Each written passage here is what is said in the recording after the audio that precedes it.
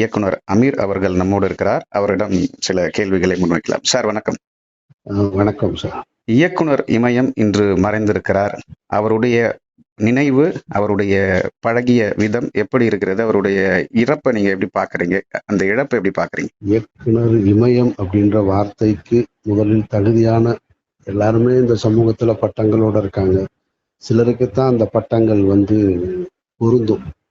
மறைந்த எம்ஜிஆர் அவர்களுக்கு மக்கள் திலகம் என்று இருந்தது கூட, இயக்குனர் இமயம் அப்படின்ற பட்டம் பாரதி ராஜா என்கின்ற அந்த ஆளுமையை தவிர வேற யாருக்குமே பொருந்தாது.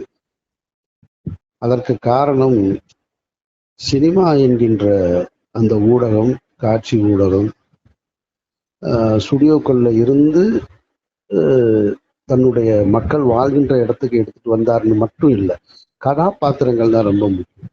அரங்கங்களுக்குள்ளேயே வேறு விதமான மனிதர்களை பற்றிய திரைப்படங்கள் வந்து கொண்டிருந்த காலகட்டத்தில் இந்திய அளவுல முதல் முறையாக ஒரு கிராமத்து அடித்தட்டு மனிதனுடைய வாழ்க்கையையும், அவங்களுடைய வாழ்வியலையும், அவங்க குடும்ப உறவுகளையும், அவங்களுடைய கோபத்தையும், அவங்களுடைய சந்தோஷத்தையும், அவங்களுடைய பகையையும், எல்லா குற்ற உணர்ச்சியையும் எல்லாவற்றையும் மொத்தமாக கடத்துறவர் அந்தந்த மனிதர்களை வச்சு, வெறும் நடிகர்களை தொடக்க காலகட்டத்துல ஒரு சில நடிகர்களை வைத்துக்கொண்டு மற்றது எல்லாமே அந்த அந்த அந்த இடத்துல வாழ்ற மனிதர்களை வைத்து தமிழ் சினிமாவின் தடத்தை மாற்றியவர் பாரதி ராஜா.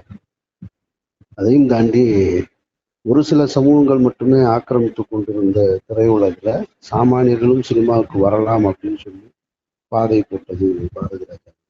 நான் என்னுடைய பள்ளிக்கூட நாட்கள்ல மண்வாசனை பார்த்துட்டு 16 வயதுல நான் பார்த்திருந்தாலும், மண்வாசனை என்கின்ற படம் எனக்குள்ள ஒரு மிகப்பெரிய வேட்கையை உண்டு பண்ணிச்சு. நம்ம இயக்குனர் ஆக முடியும், காரணம் இந்த மனிதன் நமக்கு ஒரு வழியை காமிக்கிறாரு அப்படின்னு. நான் +2 படிக்கும்போது வந்த படம். அங்கிருந்துதான் சினிமா வேட்கை இன்னும் கூடுதலாக இருக்கு. அதாவது சினிமா ரசிகனாக இருந்த என்னை நாட்டை தூண்டியது பாரதி ராஜாவுடைய படைப்புகள். அதற்கு பின்னால் பல்வேறு மனிதர்களுடைய இயக்குநர்களுடைய படங்கள் பார்த்திருந்தாலும் இவருடைய தாக்கம் எப்பொழுதுமே எனக்குள்ள அதிகமா இருந்திருக்கு. அப்படிப்பட்ட மனிதரை அவருடைய படங்கள் பார்த்து நானும் திரைத்துறைக்கு அவருடைய அலுவலகத்தின் வாசல்ல பக்கத்துல எனக்கு அவருக்கு நெருக்கம் எப்படின்னு கேட்டீங்கன்னா, அவருடைய அலுவலகமும் நான் வேலை பார்த்த சேது அலுவலகம் பக்கத்துல ஒரு 20 அடி டிஸ்டன்ஸ் ஒரே காம்பவுண்டுக்குள்ள இருந்தது. அந்த இடத்துல நின்று பாரதி ராஜாவை பார்த்து அண்ணாந்து பார்த்து கொண்டிருந்த காலகட்டம் ஒன்று உண்டு. இந்த இவருடைய அலுவலகத்துக்குள்ள நம்ம போயிட மாட்டோமா அப்படின்னு ஏங்கிட்டு இருந்த காலகட்டம் ஒன்று. அதற்கு பின்னால் நான் இயக்குனராகி அவரோடு பழகக்கூடிய வாய்ப்பு கிடைத்து என்னுடைய 2வது படம் தொடங்கி இப்ப வரைக்கும் 2002 26 கிட்டத்தட்ட 24 வருடங்கள் எனக்கும் அவருக்குமான மற்ற எல்லாரையும் விட எல்லாரும் நெருக்கம் அவருக்கு. எல்லாரும் அவரை அப்பான்னு அழைப்பாங்க. நான் அவரை சார்ந்துதான் அழைப்பேன். எனக்கு ஒரு அண்ணன் போல இருந்திருக்காரு. அவரை நான் ஒரு ரோல் மாடலாக திரைத்துறையில நான் எடுத்திருக்கேன். அவருடைய பேச்சு, அவருடைய நடவடிக்கைகள், அவருடைய என்னை பொது வாழ்க்கையில சங்க நடவடிக்கைகளுக்குள்ள இழுத்தது பாரதி ராஜா என்றால் அது மிக அவர்தான். நான் ரொம்ப உரிமையோட அவரை சார்ந்துதான் கூப்பிடுவேன். ஒரு அண்ணன் போல எனக்கு அவரு. அதிகமாக அவருடன் முரண்பட்டிருக்கேன், சண்டை போட்டிருக்கேன். பாரதி ராஜா என்கின்ற அந்த மாபெரும் பிம்பத்தை, இமயத்தை ஒரு சங்க தேர்தலில் எதிர்த்தது முதல் முறையாக நான் தான் எதிர்த்தேன். அப்போ நான் எதிர்க்கும் போது பாரதி ராஜாவை எதிர்க்கிறியா நீ அப்படின்ற கேள்வியை தான் எல்லாரும் முன் வச்சாங்க. ஆனால் பாரதி ராஜா என்கின்ற அந்த மனிதன்ட்டு, அந்த சகோதரன்ட்ட நான் போய் சொல்லிட்டு தான் நான் போய் நின்றேன். அதனால அவருக்கு என்னை ரொம்ப பிடிக்கும். அவர் சொல்லுவார், அவன் என்கிட்ட சொன்னான்டா அப்படின்றார். சொன்னான், இந்த எலெக்ஷன்ல நிக்காதீங்க, நின்னீங்கன்னா உங்களை எழுத்து நிற்பேன்னு சொன்னது மாதிரி செஞ்சுட்டானே அப்படின்னு. அந்த அளவுக்கு அதற்கு பின்னால் எனக்கும் அவருக்குமான நட்பு, அவருடைய அன்னக்குடியின் குடிவீரன் நடிக்க எனக்கு கிடைத்த வாய்ப்பு, ஒரே ஒரு நாள் அவருடைய டைரக்ஷன்ல நடிச்சிருக்கேன் நான்.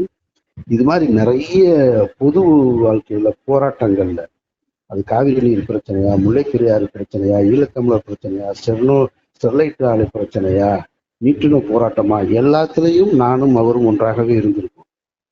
பிரதமருக்கு எதிர்ப்பு கருப்பு கொடி போராட்டமா நானும் அவரும் கைது செய்யப்பட்டிருக்கோம். இப்படி எல்லா காலகட்டத்திலையும் ஈழத்தமிழர் போராட்டத்துல நானும் சீமானும் முதல் முறையாக சிறை சென்று வந்தப்ப ஜெயில் வாசல்ல இருந்து எங்களை வரவேற்று கூட்டிட்டு வந்தது அவர் தான். அவரை போல பாராட்டுவதற்கு, உச்சி முகந்து பாராட்டுவதற்கு ஆள் கிடையாது. அவரோட நெருங்கிறது கஷ்டம். ஆனால் ஒரு அடையாளத்தோட ஒரு பக்கத்துல போய் நெருங்கிட்டோம்னா தோல்ல கை போட்டு தான் பேசுவார். எங்கிட்ட இருக்கிற பாதி புகைப்படங்கள் தோல்ல கை போட்டு தான் இருக்கும். ரொம்ப ஒரு அது எப்படி சொல்றதுன்னே தெரியாது. அது ஒரு கூடுதலான ஒரு நட்பு, கூடுதலான ஒரு மகிழ்ச்சி. அந்த உறவுக்கும் எனக்கும் என்ன சார் அப்படின்னு கிண்டல் அடிப்போம் தனிப்பட்ட முறையில. அதை உள்வாங்கிடுவாரு, சிரிப்பாரு, ரசிப்பாரு. படங்களை பார்த்துட்டு, அதாவது தன்னுடைய மனைவியிடம் அவர் என்னை அறிமுகப்படுத்தினது ஒருத்தரை கேட்டுக்கிட்டே இருந்தடி, இவன் தாண்டி அவன், இவதாண்டா உன்னை கேட்டுட்டே இருக்கா, என்னை கேவலப்படுத்துறா, நீங்களாம் என்ன படம் எடுத்தீங்க அப்படி இப்படி வெளிப்படையாக பொது இடத்துலையும் கொஞ்சம் கூட அதை பத்தின கர்வம் இல்லாத ஒரு மனிதன் தான் பாரதி ராஜாவுக்கு நிகர் பாரதி ராஜா தான். இன்னொருத்தர் கிடைப்பாரான்னு சொல்லி தெரியல. அவரு நிறைய சண்டை இருந்திருக்கு அவருக்கு எனக்கு அவருக்கு கோச்சுக்குவோம். ஆனா என்ன கோச்சுக்கிட்டாலும் ஒரே ஒரு போன் தான் போடுவார். என்ன பண்ற அப்படின்பாரு. சார் எங்கடா இருக்க, வாடா ஆபீஸ் வரைக்கும் வரியா அப்படின்பாரு. அவ்வளவுதான் முடிஞ்சு போச்சு. இப்படி ஒரு உறவு இன்னொரு முறை கிடைக்காது. அவர் போட்டு கொடுத்த பாடு நான் இல்லை, அவரிடம் நேரடி மாணவனாக நான் இருந்ததில்லை, ஆனால் அவருடைய மாணவன் தான் நான். அவருடைய நேரடி மாணவர்களை விட எனக்கு அவரோட நெருக்கம் இருந்திருக்கிறது கூடுதல் மகிழ்ச்சி எனக்கு. கடைசி வரைக்கும் என்ன இது ஒரு நாள் நடக்கும்னு எனக்கு தெரியும். ஆனா இன்னைக்கு நடந்துருச்சு, என்ன செய்யறதுன்னு தெரியல. நடக்கும்ன்றது அறிவு சொல்லுது, ஆனா நடந்துருச்சு, ஆனா என்ன பண்றதுன்னு தெரியல. கடந்துதான் போகணும் அப்படின்றதுக்காக இப்போதைக்கு மனசக்தி எடுத்துக்கிட்டு இப்போதைய நிலம். நீங்க சொன்ன விஷயமும் நான் ஒரு நாள் போயிட்டு இருக்கும்போது எனக்கு நடந்திருக்கு. என்னுடைய தோளில் கை போட்டு தான் என்ன வெளியில கொண்டு வந்து விட்டாரு. அந்த ஒரு நினைப்பும் எனக்கு இப்போ ஞாபகத்துல வருது. இருந்தாலும் அனைவரும் அப்பா என்று அழைக்கக்கூடிய ஒரு நபர், பல இயக்குனர்களை உருவாக்கிய ஒரு நபர் இன்று மறைந்திருக்கிறார். இது போன்ற ஒரு இயக்குனர்களை உருவாக்கக்கூடிய நபர் இனிமேல் வர்றதுக்கு வாய்ப்பு இருக்கா? இல்லைன்னு மறுத்துற முடியாது, வரலாம். ஆனால் பாரதி ராஜாவுக்கு நிகர் பாரதி ராஜா, அவரை போல வர முடியாது.